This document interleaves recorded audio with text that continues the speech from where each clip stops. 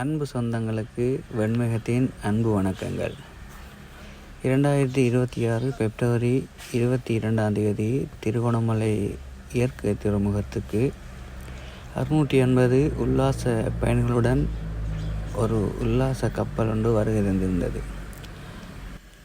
அவர்கள் இன்றைய தினம் 2026 பிப்ரவரி 23 மாலை பொழுதில் தங்களது பயணத்தை வேறு நாட்டிற்கு ஆரம்பித்திருக்கின்றார்கள். நமது இயற்கை துறைமுகத்திலிருந்தே இன்று மாலை பொழுது தங்களது பயணத்தை ஆரம்பித்திருக்கிறார்கள். நமது திருகோணமலை மண் இயற்கை துறைமுகம் பார்க்கவே உண்மையாகவே அழகாக இருக்கின்றது. இந்த மாலை பொழுது இந்த அழகிய காட்சி ரசிக்கக்கூடியதாகவே இருக்கின்றது.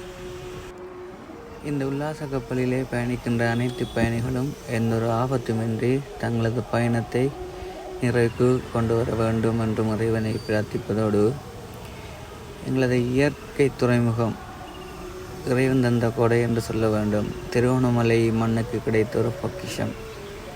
கதிரவனின் அந்த மறைவு நேரம் மிக அழகாகவே இருக்கின்றது. இந்த இயற்கையை ரசித்து கொண்டு தங்களது பயணத்தை ஆரம்பித்திருக்கின்றார்கள்.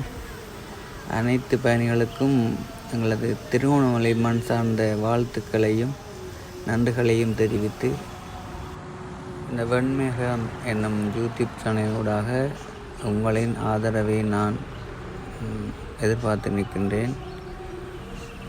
நன்றி.